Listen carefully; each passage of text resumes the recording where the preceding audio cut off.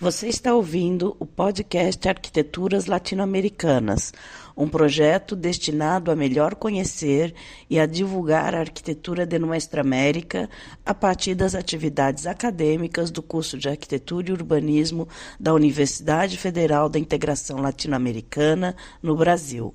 Aproveitem!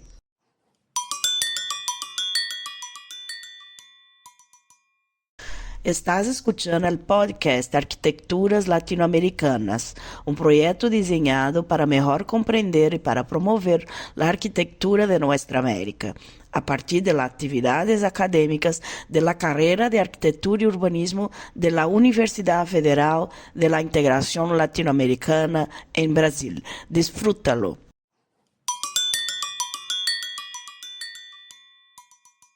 Hoje que a gente está começando esse podcast, essa entrevista, eu estou aqui hoje com o Márcio Fontão, que ele vai se apresentar um pouco para a gente dar continuidade a esse podcast. Bom, oi Arthur, é um prazer estar aqui. Bom, como você já disse, sou Márcio, eu sou arquiteto urbanista, sou professor de arquitetura e urbanismo. Eu me formei em arquitetura pelo Mackenzie, fiz meu mestrado em arquitetura, em projeto de habitação sustentável e social pela Universidade de Sassari, na Sardenha. Estudei também, fiz um mestrado no Brasil sobre projeto arquitetônico, ensino de projeto pela Unesp.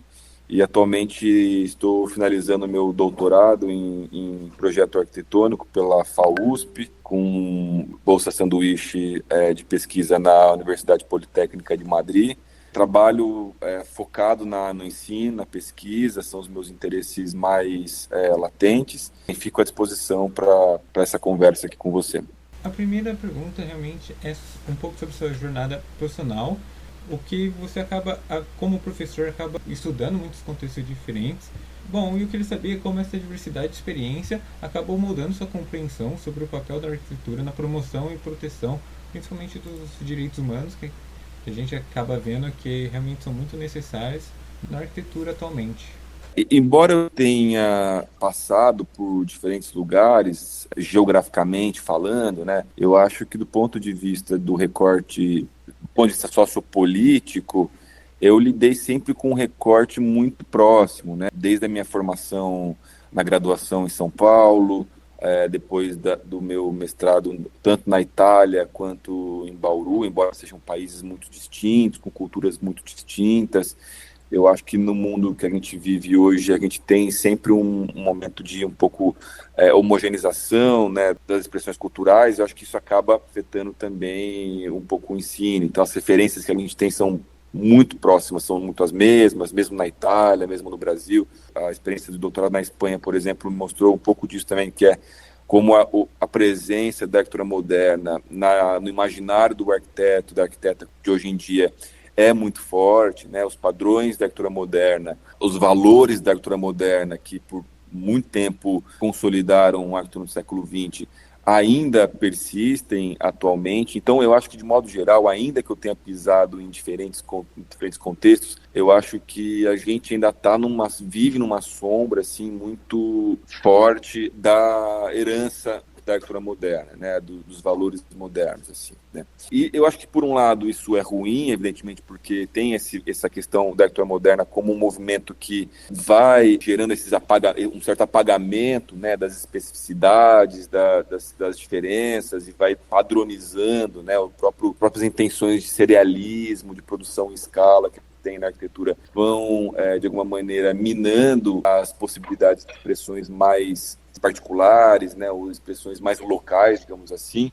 Mas, de outra maneira, também é bom lembrar que a arquitetura moderna, na sua origem, também tinha um compromisso social, né, socioeconômico, por exemplo, a gente tem toda a pauta da arquitetura moderna do pós-guerra, de reconstrução das cidades, de valorização do espaço coletivo, ainda que com problemas, mas, assim, existem pautas, né, dessa arquitetura, e como toda a expressão há contradições, né? Então existe essa contradição na certa homogeneização, mas também de valores humanos, de direitos humanos, que são importantes, né, serem pensados, que fizeram parte dessa utopia moderna. e que talvez nos ajude a entender, de alguma maneira, qual é o nosso papel hoje, né? A nossa atuação contemporânea, né? Eu acho que uma das coisas mais interessantes que eu vejo nessas experiências que eu tenho em outros países, e não são muitas, mas enfim, a pouca experiência que eu tenho, né, em contextos diferentes, Araçatuba, que é a cidade onde eu leciono no interior de São Paulo, é que a arquitetura ela é uma oportunidade de comunicação, né, também. Ela é um instrumento de comunicar. A gente pode entender a arquitetura como um instrumento de comunicação entre culturas, entre modos de vida, entre necessidades básicas, entre desejos coletivos. Ou seja, quando você observa determinadas formas de viver, determinadas formas de habitar, você começa a dar valor para determinadas coisas, né? Por exemplo, recentemente eu acabei de voltar de Madrid e vi por lá um projeto da Prefeitura de Madrid, é um projeto já antigo, não é atual, já vem há algumas décadas, de banheiros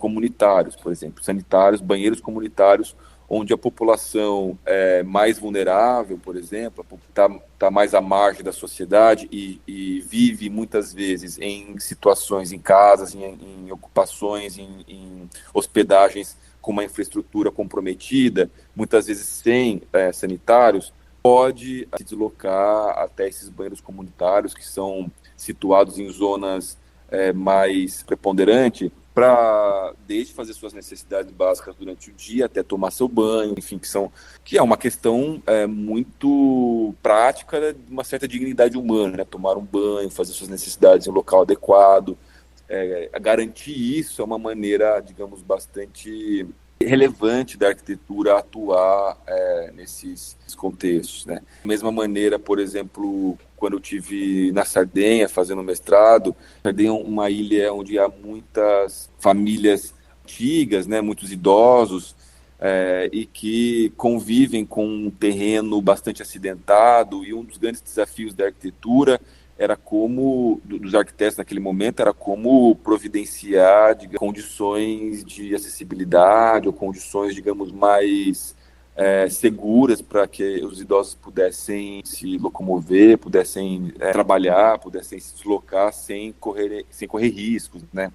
De certa forma, então, por um lado, existe essa ideia da arquitetura como uma possibilidade de comunicação, porque eu consegui entender algumas coisas entendendo essa arquitetura, né, pelo que ela me comunicava, né? Agora, é importante entender que estar atento ao contexto é fundamental, né? Eu não tenho dúvidas de que a arquitetura pode ser um meio potente de promover dignidade, pertencimento, equidade, e é importante entender que esses direitos, eles não se garantem só com leis e discursos, né? Não é só com uma intenção política, com algo no papel, né? Eles precisam ser materializados no espaço, né?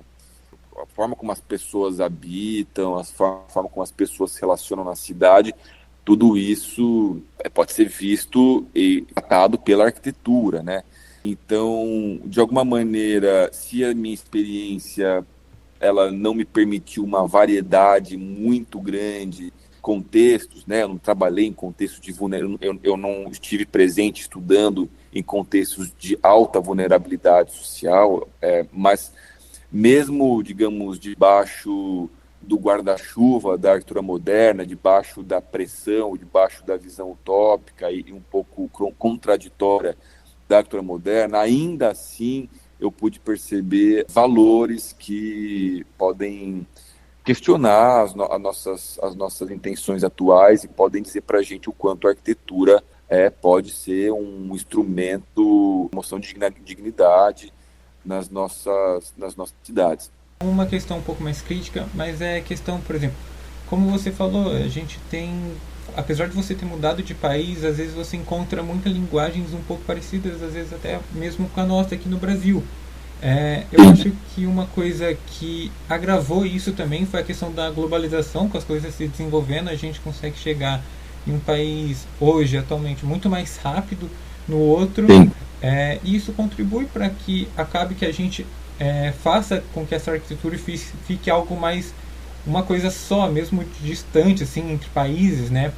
Eu acho que a Sim. globalização, esse desenvolvimento acabou afetando isso. Claro que sempre tem coisas boas, acho que pelo outro lado a gente tem também, apesar de você estar vendo, visto pessoalmente nesses países alguns projetos muito interessantes, a gente consegue também, aqui do Brasil, a gente consegue pegar essas ideias que são muito interessantes, que deram certo em outros países, principalmente nas questões arquitetônicas, adaptá-las e colocar, assim como nós arquitetos, adaptá-las para o nosso contexto e fazer com que a arquitetura se atualize junto com o desenvolvimento global das coisas e tire as coisas boas delas. E claro, obviamente isso vai acontecer também, vai criar coisas ruins, como essa questão de você acaba perdendo um pouco da identidade visual que se tem nos países. Eu não sei se vocês conhecem, tem um teórico da arquitetura, um historiador, professor, crítico, teórico, o Kenneth Frampton, e ele escreve um conceito nos anos 70, 80, que, se eu não me engano, não é nem ele que dá origem a esse conceito, são argentinos, inclusive, que é o conceito do regionalismo crítico, né? O regionalismo crítico, ele foi tratado pelo Frampton, foi entendido pelo Frampton como esse movimento que eu tenho uma arquitetura que, ao mesmo tempo, está atenta às questões sociais, geográficas e políticas do seu contexto, mas, ao mesmo tempo, ela assume uma herança técnica, material, produtiva da globalização, assim. Então, seria uma arquitetura que ela tenta, né, ela vai em direção a tentar conciliar essas duas forças, né? Digamos, uma força mais globalizante das qualidades locais, assim. É isso, há contradições também. Há uma filósofa brasileira, Tilia Arantes, que é muito importante, que ela vai dizer que o regionalismo crítico foi capturado um pouco pelo próprio mercado e pela própria globalização, e ela vai dizer que no final se tornou um regionalismo pós-crítico, né, porque não encontrou realmente um lugar crítico de existir, foi, né, agenciado ali pelos grandes projetos, pelos grandes arquitetos, e se tornou mais uma linguagem meio fetichizada do que realmente uma atuação de direito, de prática, de atenção às localidades. Mas esse debate, esse embate que você reconheceu, ele é real, assim, pelo menos na minha opinião, assim. A gente tem que ter em mente que a gente vive num país que foi colônia, a América Latina inteira foi uma colônia, foi, né, colônia de dois grandes países, basicamente, e como colônia a gente tem um pouco essa imagem também de uma imagem de aceitar ou de receber muita influência de fora, né? Tem esse histórico de absorver muitas influências e, de certa maneira, de sobrevalorizar essas influências e acabar esquecendo dos próprios conhecimentos, tecnologias que a gente mesmo tem e pode desenvolver a partir da nossa cultura, a partir do nosso conhecimento e, sobretudo, das culturas que foram historicamente apagadas, né? Que, no nosso caso, são as culturas indígenas, as culturas africanas que formam o nosso país, por exemplo. Eu queria perguntar se, quando nós conseguimos analisar o cenário arquitetônico contemporâneo aqui da América Latina, se o senhor identifica elementos ou tendências recorrentes que podem apontar para uma identidade arquitetônica latino-americana, ou então se ela não tem uma identidade, se ela acaba tendo muitas influências, tornando algo uma arquitetura única entre os países, ou se realmente ela tem uma identidade aqui daqui da nossa América Latina. Eu não sou um estudioso específico de América Latina, mas eu tenho muito interesse por arquitetura contemporânea e tento sempre ficar atento às expressões, às produções latino-americanas, porque, enfim, tem um interesse específico sobre isso e, né, assim, sobre arquitetura contemporânea, né? Mas eu não vejo exatamente uma tendência, eu não vejo exatamente um movimento que possa dar uma característica, uma qualidade latino-americana, e por algumas razões, talvez. Porque, primeiro, a América Latina é muito grande, né? São países grandes, você pega Brasil, Argentina e o México, são três talvez os maiores países né, em questões territoriais, pelo menos, tem ali dentro desses países culturas muito diferentes, práticas muito diferentes. E mesmo na América Hispânica, né, que você tem, que supostamente poderia se pensar que existe uma certa igualdade de desafios, não há, né? Se você pega os desafios e o contexto geográfico, social da Argentina, do Chile, do Uruguai, são diferentes do Brasil, da Colômbia, do Peru, que são diferentes do Panamá, do México, do Haiti, enfim. Eu acho que não dá para se pensar numa arquitetura, numa linguagem, numa tendência comum, assim, do ponto de vista do produto, né? Do ponto de vista da forma, do ponto de vista da solução. Agora, eu acho que dá para pensar, na minha opinião, eu consigo identificar, talvez, um movimento que não é latino-americano, mas eu acho que acentuadamente latino-americano, que é, digamos, de saber lidar com os desafios a partir de uma restrição muito forte, né? De uma restrição, digamos, material, de uma restrição econômica. A gente vive numa sociedade, aí eu estou generalizando a América Latina inteira, né? A gente vive numa sociedade latino-americana que por muito tempo foi usada, né, como, vou até usar uma expressão que voltou a ser moda, usada como um quintal, né, de países do norte, e que de um período recente tem encontrado os caminhos de sua, digamos, decolonização, e eu acho que isso talvez se reflita na arquitetura também, né, do tipo, eu acho que o fato da gente ter lidado com escassez e lidar com escassez econômica, somos países que estamos localizados na periferia do capitalismo, isso é importante ter em mente, a escassez econômica, produtiva, de material, de tecnologia, digamos, avançada, fez com que a gente desenvolvesse talvez soluções mais adaptadas, mas isso eu acho que é um desafio que se revela do ponto de vista do produto de forma diferente, depende do lugar. Então, embora a escassez no Brasil possa ser compartilhada com a escassez, digamos, paraguaia, peruana, com as suas nuances, claro, com as suas diferenças de intensidade, os produtos são diferentes, os produtos mudam, né? Porque também você tem muitas culturas diferentes que acabam sendo tragadas, né, para essa produção, você tem matérias-primas diferentes, tem mão de obras com formação diferentes, você tem contextos políticos que que permitem ou não determinadas arquiteturas. Eu acho que não há um produto e espero também que não haja, sabe, uma certa unidade ou uma certa linguagem comum, porque a partir do momento que você tem uma linguagem comum entre essas produções, você tem de alguma maneira você atropela especificidades, assim, né? Porque se eu estou lidando com contextos diferentes, geografias diferentes, climas diferentes, solos diferentes, sociedades diferentes, estruturas sociais diferentes, modos de produção diferentes, obviamente que a minha arquitetura vai ter que ser diferente, porque se ela for igual, ela está abrindo mão de responder a alguma demanda muito específica, que pode ser, inclusive, muito importante para aquela sociedade específica, né? Isso entendendo a América Latina inteira, né? Também, de outra maneira, ainda que a gente não tenha esse produto, só para reforçar, né? Ainda que a gente não tenha esse produto alinhado, a gente tem um contexto alinhado, né? Que é esse contexto de ex-colônias que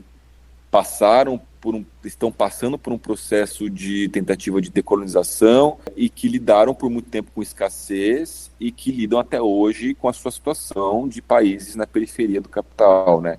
E que, portanto, precisam ser criativos, encontrar maneiras de resolver seus problemas urbanos e arquitetônicos da forma que conseguem, assim. Eu acho que é a partir da globalização também, essa questão desses estudos de cada país ser diferente, de cada região ser diferente, então a gente tem que estudar toda a forma hierárquica das coisas, tanto questões sociais quanto políticas, mas estudar também questões de solos. Eu acho que com o passar do tempo, eu acho que isso foi afetando um pouco também Em muitos casos, claro que ainda existem arquitetos que não levam isso em consideração, mas ainda existem muitos casos que os arquitetos hoje eles apenas copiam e colam coisas de outros países que viram coisas bonitas realmente para agradar o cliente e acaba não fazendo esses estudos para fazer uma adaptação melhor para aquela região e acaba fazendo uma arquitetura muito instagramável, né? Para realmente agradar um cliente, porque achou isso bonito, viu no Instagram isso em outro país e acha que seria bom. E existe, eu acho, isso em muitos arquitetos hoje, onde que as pessoas deixam de lado realmente esses estudos para que se tenha essa adaptação, faça com que as pessoas que vão utilizar aquele espaço tornar esse espaço um pouco mais agradável, um pouco melhor, para realmente funcional para essas pessoas. E eu acho que hoje se tornou muito mais. Muitos arquitetos acabam indo para esse lado mais de pegar arquitetura mais instagramáveis e colocar em regiões que não necessitam, né? São aptas para aquela região. Realmente, eu acho que isso é uma questão, e eu acho que o problema talvez não está no profissional, assim. Eu vejo que a responsabilidade por isso, para um profissional, é também muito difícil, assim. É claro que tem profissionais que, ideologicamente, acreditam que fazer esse tipo de arquitetura que você mencionou, né, copiada, trazida de outras referências que não são adaptadas, não são pensadas para o local, e porque exprimem uma linguagem, digamos, aceitada, né? Uma linguagem arquitetônica que comunica uma mensagem de hora de poder, hora de nobreza, hora de riqueza, enfim, seja lá o que queiram comunicar. Mas eu acho que ainda assim existe um grupo de profissionais que é um pouco também refém dessa própria estrutura, assim, imagina só a situação de um cara,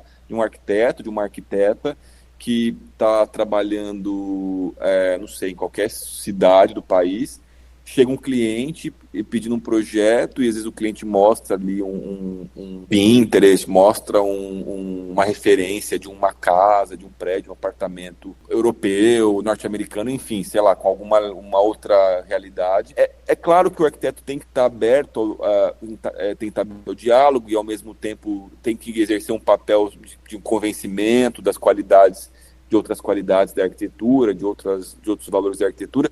Mas, no final das contas, a partir do momento que a arquitetura passa a ser uma prestação de serviço, ela cai numa sinuca de bico de perder o seu sentido. Então, eu acho que o problema maior é a própria estrutura da arquitetura hoje, e não é no Brasil, na América Latina, é no mundo, a situação que a gente vive da arquitetura de ser uma prestação de serviço e não de ser uma prática, digamos, uma profissão ligada ao direito, aos direitos sociais, aos direitos humanos. Por exemplo, habitação hoje em dia é quase uma utopia você imaginar que a habitação é um direito e não é uma mercadoria. Ninguém hoje pensa que a habitação pensa com naturalidade. Ninguém hoje, eu digo, na sociedade brasileira, por exemplo, pensaria que a habitação é um direito e, portanto, todo mundo deveria ter gratuitamente isso fornecido pelo Estado.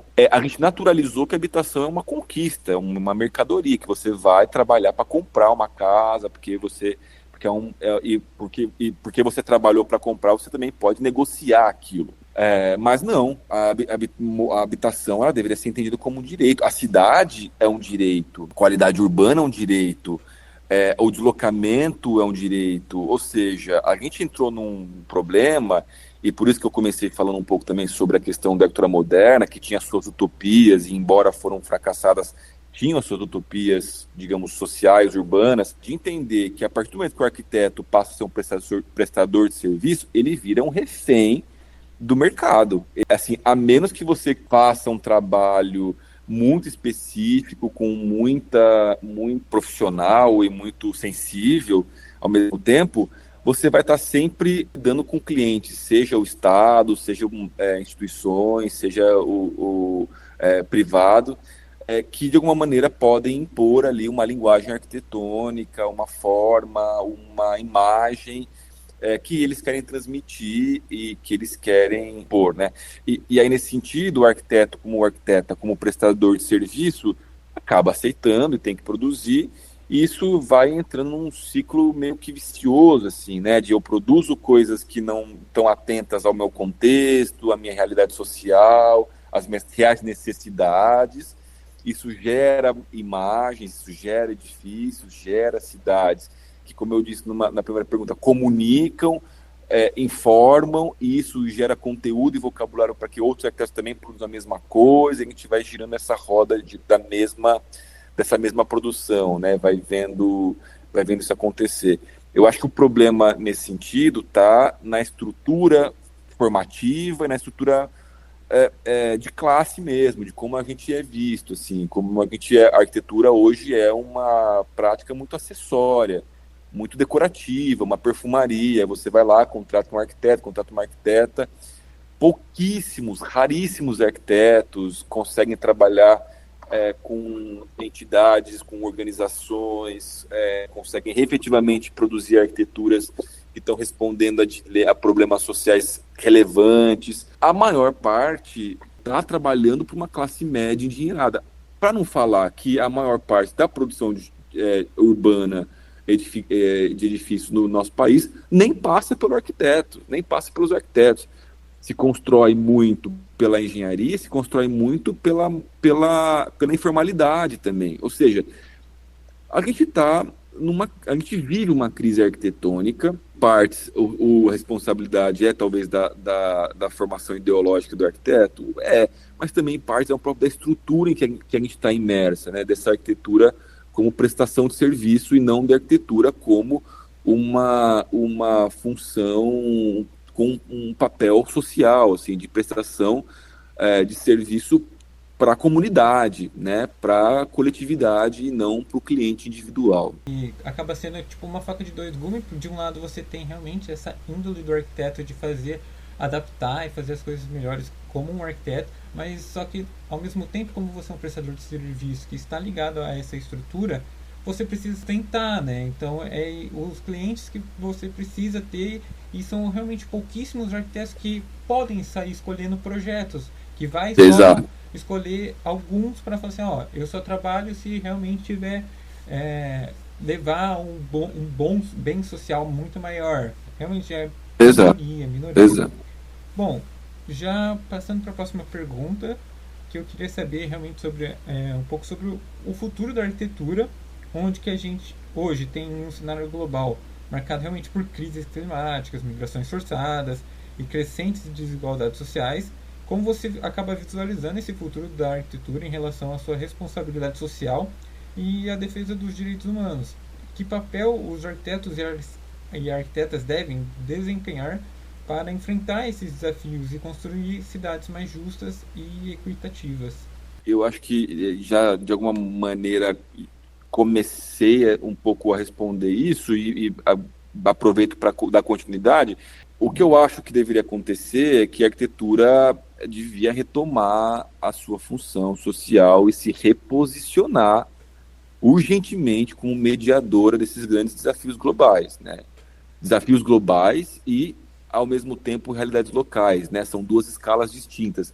Os desafios globais, por exemplo, como a crise climática, que afeta pessoas, a humanidade de modo geral, mas, por exemplo, realidades locais, como, sei lá, migrações forçadas, desigualdades, né? Que são temas, por exemplo, que a gente tem aqui na América Latina de forma acentuada, né? Esses temas não podem ser tratados como temas externos à nossa disciplina, à nossa prática, né? A gente não pode achar que isso é um problema da sociologia, achar que isso é um problema das ciências políticas, da economia. A gente trabalha numas ciências sociais aplicadas, né? Numas ciências, pelo menos em alguns recortes, ela é vista assim. O que significa uma ciência social que trabalha com problemas sociais e aplica, né? Ou seja, e tem uma função prática diante daquilo, né? Eu acho que o futuro da arquitetura é sair urgentemente dessa condição de prestadora de serviço, de classe média, de repensar nossa formação nesse sentido, de repensar nossos vínculos com as estruturas de poder, né, dos governos, porque a gente precisa de um reposicionamento da nossa classe, de um reposicionamento de formação, de uma vontade política dos nossos representantes.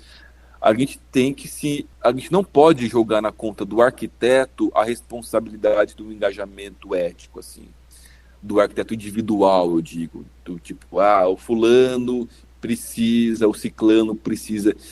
Eu acho que, claro, que a gente tem as responsabilidades individuais como profissional, mas eu acho que a gente enfrenta um problema maior, que é da nossa formação e da nossa estrutura de classe, assim, de ter sido, digamos, a partir, me parece, eu não sei dizer com clareza, mas me parece que a partir dos anos 60, 70, se perde um pouco essa traços, né, que foram herdados dessa utopia moderna da arquitetura para a produção de escola, para a produção de hospital, para a organização dos assentamentos, para a organização das infraestruturas urbanas, ecológicas, para a produção de parques, para dignificar a vida urbana mesmo, assim. Eu acho que a gente precisa ter essa consciência desse movimento que é um transatlântico, que a gente precisa mover para a gente poder dar algum futuro para a arquitetura.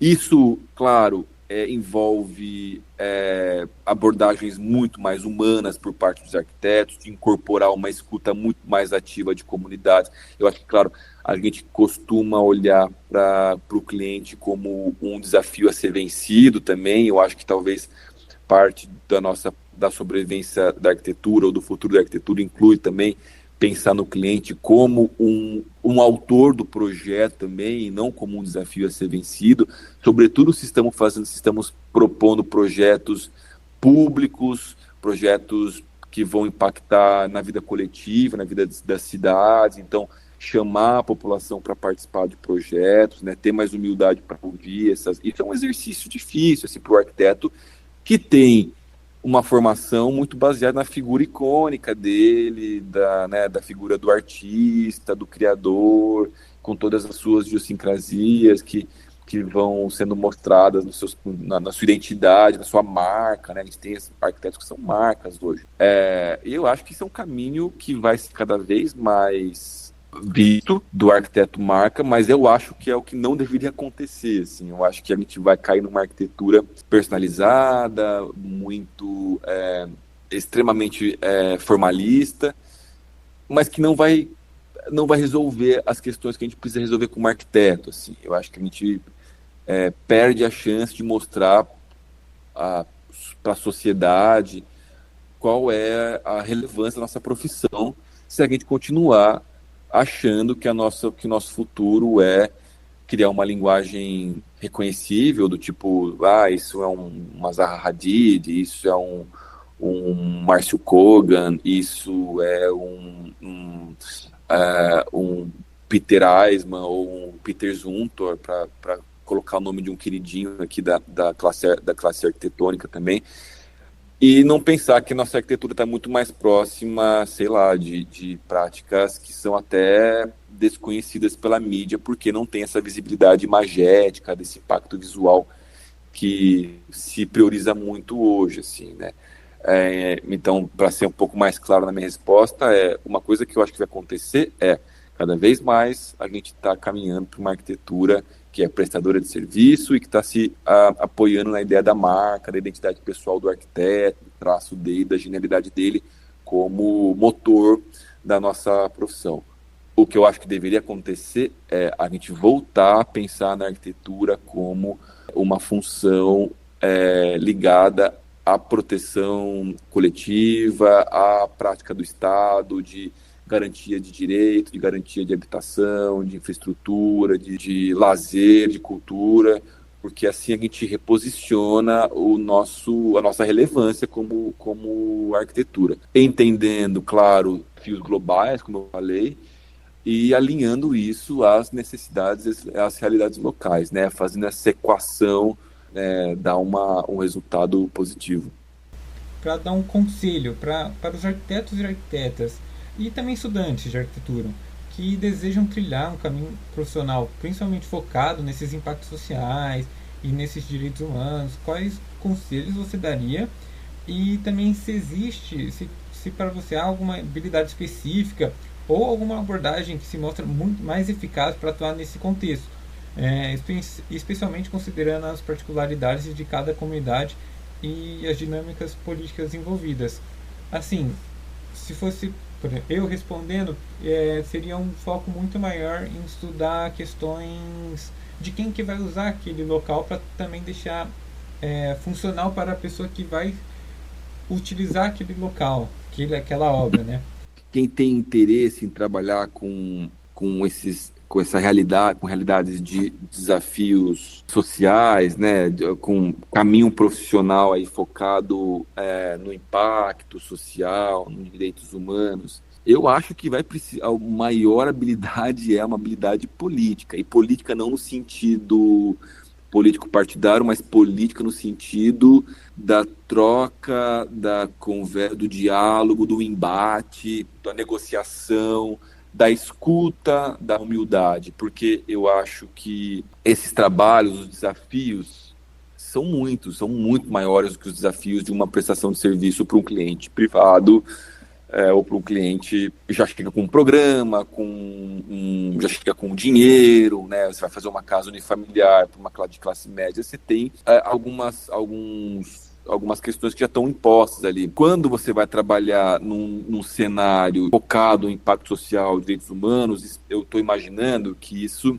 você vai envolver uma coletividade, você vai envolver eventualmente um cenário de vulnerabilidade, você vai envolver eventualmente dinheiro público, financiamento público, você vai envolver demandas que também são pessoais, porque a coletividade dentro da coletividade existem suas particularidades, e aí você precisa ter uma habilidade política de negociar, de entender, de reconhecer, ouvir, de escutar quais são as demandas, de calcular quais são os prós e contras, que é muito difícil, assim, eu acho que dá muito trabalho, e eu acho que essa habilidade política precisa ser baseada, sobretudo, na escuta e na humildade. Humildade de reconhecer que, por exemplo, importa muito as necessidades e as demandas vindas de quem vai usar, como você disse, né?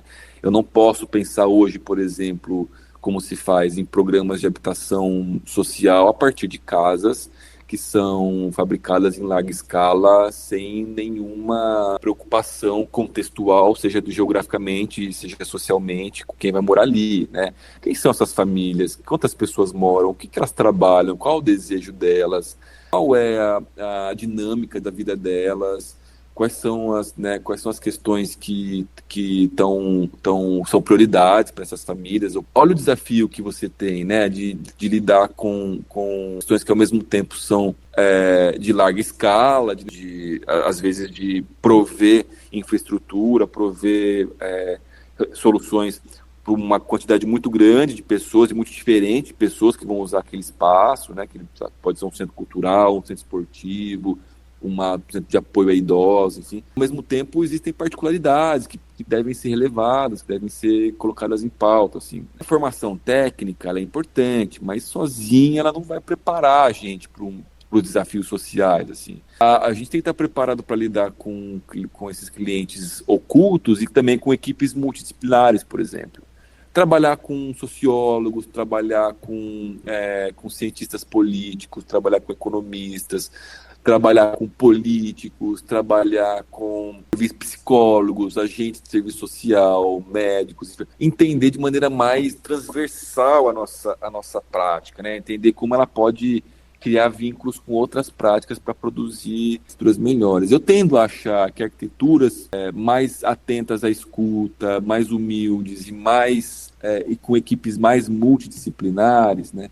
Elas costumam ser mais efetivas, elas costumam dar resultados muito melhores, assim. Acho que aprender a ler o contexto político e cultural faz parte desse processo, respeitar a experiência de comunidades locais também, né? Fico pensando em projetos que, como eu mencionei, né? Projetos que vão atuar com comunidades vulneráveis, por exemplo. Isso precisa ser respeitado, existe uma história, né? Existe um grande debate, por exemplo, acerca da urbanização de favelas, por exemplo, né? Como é que se faz essa...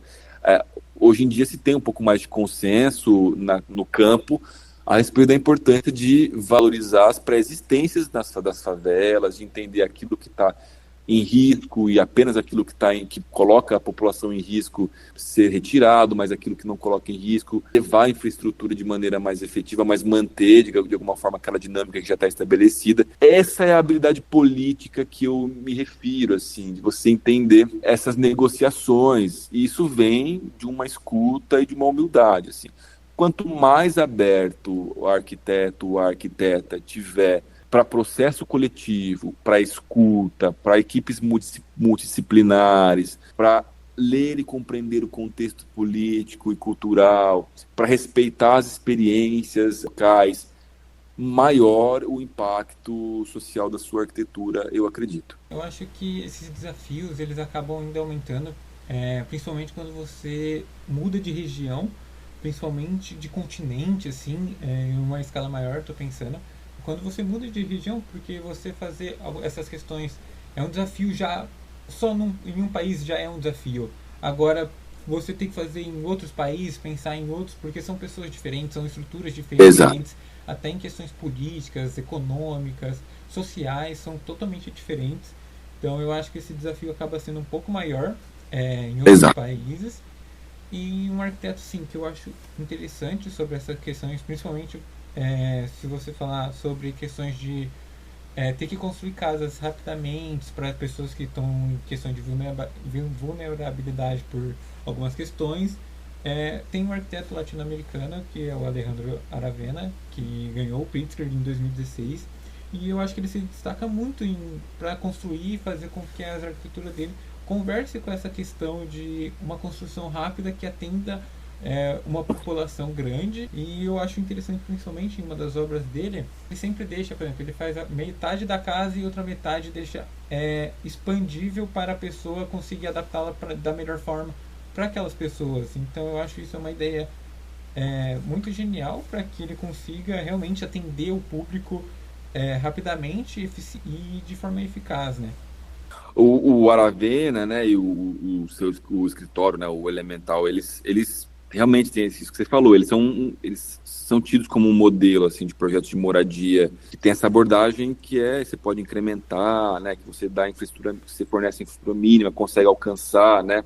É um bom exemplo. Eu conheço muito pouco do Aravena, mas o que eu conheço, eu em algum momento me deparei com alguma polêmica sobre o trabalho dele, que eu realmente não sei dizer qual, mas era uma polêmica vinda de um grupo crítico, assim, crítico dos próprios programas de habitação, dos próprios programas atenção às comunidades, mas eu não sei te dizer o que era, assim, então eu não vou nem entrar nesse tema, porque até onde eu conheço o trabalho dele, me parece um trabalho muito efetivo, me parece um trabalho que tem resultados práticos e tem uma habilidade política de negociação com, né, fornecimento, com quem vai bancar, com quem vai morar, que chega num equilíbrio que me parece muito razoável, assim. Você tocou num ponto, né, de estar com contextos diferentes. Vocês aí na Unila, muito provavelmente eu não sei, mas devem ter uma formação muito mais transversal, de interesses culturais muito mais abertos. A formação na arquitetura hoje, ela é muito voltada para uma linguagem, primeiro, muito homogênea, como a gente já identificou aqui, já conversou aqui, e também por uma atenção muito às demandas específicas do local, assim, né? Eu acho que, por exemplo, a formação de um arquiteto, eu tive minha formação em São Paulo. A minha formação em São Paulo foi sobre problemas de São Paulo, assim, eu lidava o tempo todo com problemas paulistanos, nem paulistas eram, ou seja, era das infraestruturas, das demandas paulistanas, o que me preparou para atuar aqui. Quando eu tive que lecionar no interior de São Paulo, que é uma cidade de médio porte, pequeno porte, eu me vi despreparado, porque é isso que você falou. São outros problemas, são outras questões, são outras demandas. Ninguém vai tratar de congestionamento numa cidade de 200 mil habitantes, ninguém vai trabalhar com largas porções de áreas de favelas numa cidade de 150, 200 mil habitantes no interior de São Paulo. Isso não significa que não tenham problemas ou não tenham questões a ser pensadas. Tem questões de ocupação do território, tem questões de abordagens com a infraestrutura ecológica que não estão resolvidas, tem a questão da exploração da terra, tem a questão do espraiamento urbano, que é absurdo, ou seja, tem outros temas, e aí cabe a gente ir identificando e pensando e tentando atuar nessas especificidades, né? E eu falo do ponto de vista de um professor, né? Não de um arquiteto, porque muito provavelmente se eu tivesse minha área focada na prática arquitetônica muito mais específica, né, da produção do projeto, é muito provável que eu estaria lidando com temas mais supérfluos. Mudando um pouco o foco, falando agora exatamente sobre alguns dos seus trabalhos, que a gente pode verificar assim que são dois pontos de extrema importância. Primeiro, sua relação com a música, que além de arquiteto, nós sabemos que você é um excelente músico. E assim, a primeira pergunta a gente queria saber qual é a relação que você consegue identificar quando da junção da música com a arquitetura. Meu envolvimento com a música, ela é tão relacionado com as minhas reflexões em torno da arquitetura. Eu acho que a música em mim ocupa um lugar muito mais um escape, assim, muito mais um lugar de encontro, enfim, comigo mesmo, etc. Eu não vejo a música, na minha experiência, né? Eu não vejo a música com uma função como eu vejo a arquitetura, assim. Para mim, a arquitetura tem um papel muito claro de atuação profissional e de relevância no mundo, assim, né? Agora, a música para mim é mais uma coisa muito de uma experiência particular, assim, de uma experiência que eu até quero manter num lugar particular, assim. Agora, é inevitável traçar com relações, né? A música e a arquitetura são campos da área criativa, do universo criativo, né? Dessa cultura criativa, lidam com a sensibilidade, lidam com processos criativos. Então, o modo como se produz uma música, o modo como se pensa uma música, ele de alguma maneira tem suas relações como o modo que se produz a arquitetura, com o processo criativo, como eu penso, eu tenho um todo, eu tenho partes que se compõem, eu tenho uma forma, eu tenho um conteúdo, alguns pontos são correlatos, né? Agora, tem uma questão que eu nunca refleti muito com muita profundidade sobre um papel social, um papel da música, né, digamos assim. Agora, a arquitetura tem uma função muito específica, né, de dar abrigo, de gerar infraestrutura, de gerar lugar onde a gente pode habitar, onde a gente pode conviver e onde a gente pode ter as nossas necessidades mínimas supridas. A música eu já não sei, assim, eu não quero aqui também reduzir a relevância da música para a nossa cultura, para a nossa sociedade, porque realmente ela tem. Sem a música, eu não sei se a gente viveria. Mas a música também não é responsável por gerar um abrigo físico, por garantir necessidade de sobrevivência, eu quero dizer, né? Mas ainda assim, elas compartilham ali os seus temas. Atualmente eu estou muito afastado da prática musical, assim, do meu interesse musical, porque, enfim, estou envolvido com a finalização do doutorado e acho que nesse momento meu foco é todo voltado para isso. Mas eu tenho uns trabalhos, tenho um doutorando, inclusive um colega da FAO, que é o Bruno Vitorino, que ele está trabalhando a relação entre música e arquitetura. Ele tem se dedicado mais a isso, enfim, acho que ele com certeza encontrou relações muito mais sólidas do que eu estabeleci na minha experiência muito mais intuitiva com a música. Porque a gente sabe que se você tem um e-book dos prédios de Araçatuba, onde foram selecionados para abordagem 30 edifícios, e na sequência 14 foram escolhidos para o livro, onde era apresentada a análise arquitetônica de exemplares de arquitetura de prédios na cidade de Araçatuba. Bom, eu queria saber como foi esse processo e quais os critérios utilizados na seleção dos 14 edifícios que fizeram a parte do livro.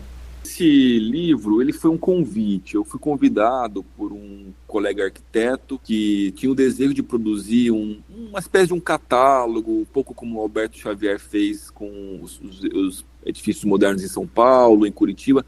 Produzir um pouco isso, um catálogo de arquitetura em Araçatuba. E eu me interessei muito, inclusive, pelo que a gente estava conversando, né, por tentar entender quais são as experiências arquitetônicas locais ali da cidade que poderiam ser valorizadas, que poderiam ser mostradas, enfim, e divulgar isso de alguma maneira para entender quais são as especificidades também. No final das contas, o livro ficou muito menos do que eu esperava que ficasse, por falta de material ou por incompetência, mas é porque é um livro que eu entendi que ele teria que atingir um público muito amplo, um público da cidade, né?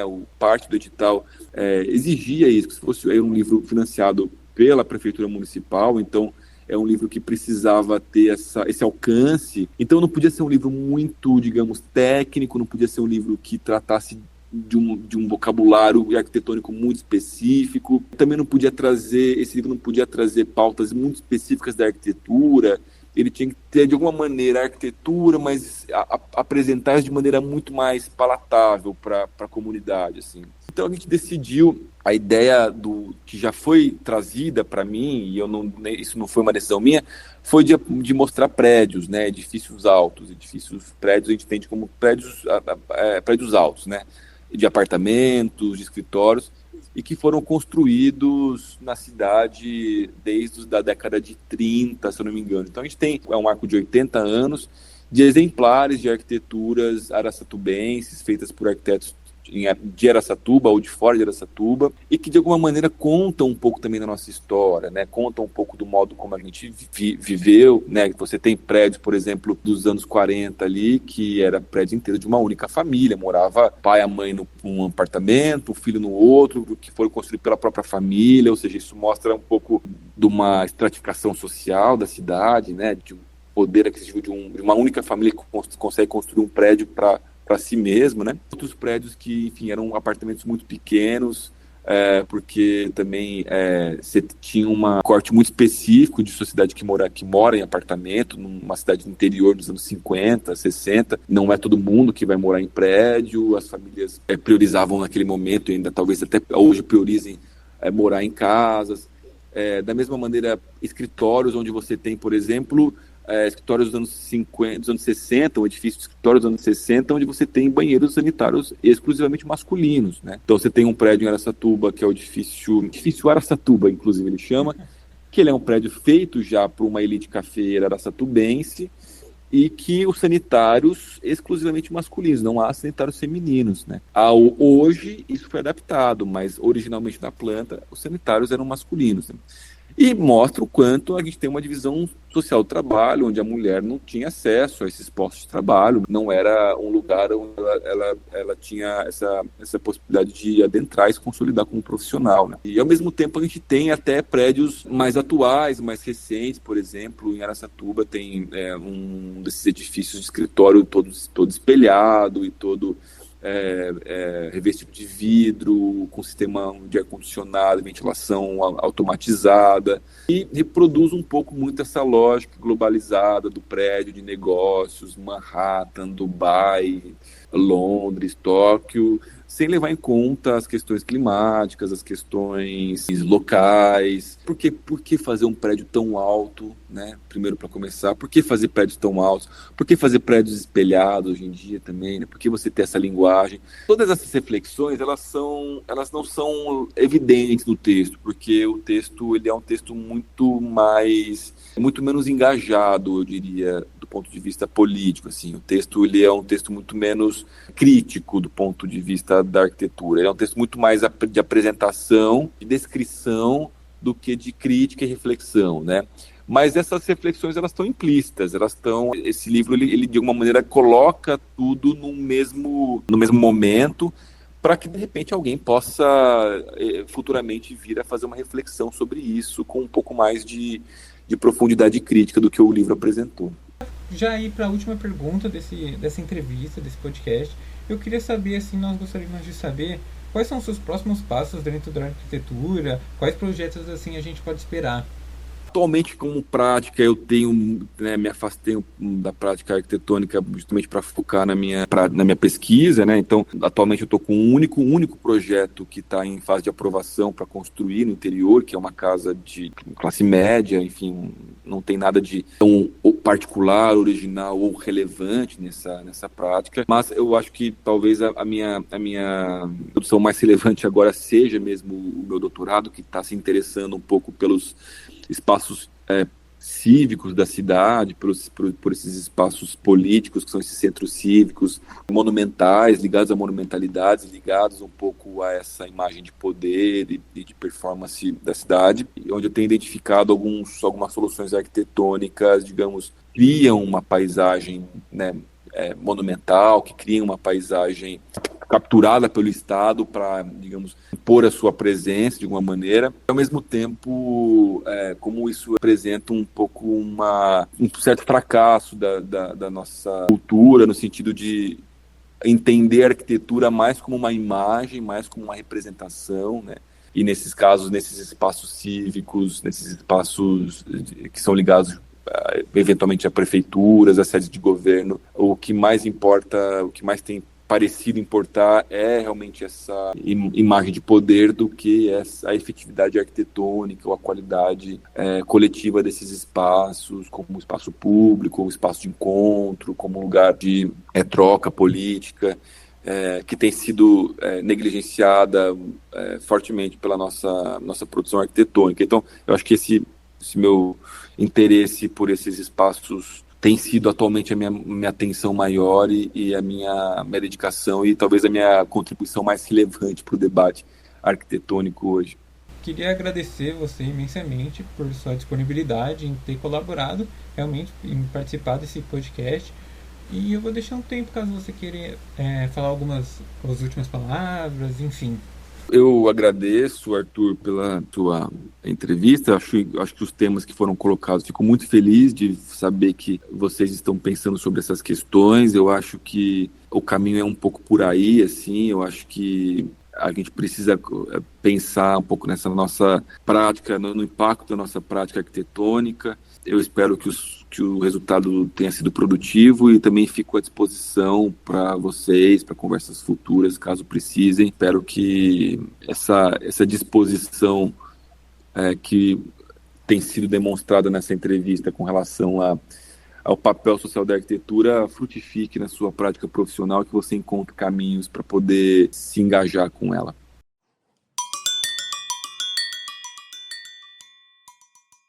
Essa entrevista foi gravada em julho de 2025 por mim, Arthur Tumeleiro, e pelo Márcio Fontão, sobre a orientação da professora Andréa Mossabi como trabalho final da disciplina Arquitetura Latino-Americanas do curso de Arquitetura e Urbanismo da Universidade Federal da Integração Latino-Americana. Agradecemos ao Márcio Fontão por nos conceder essa entrevista.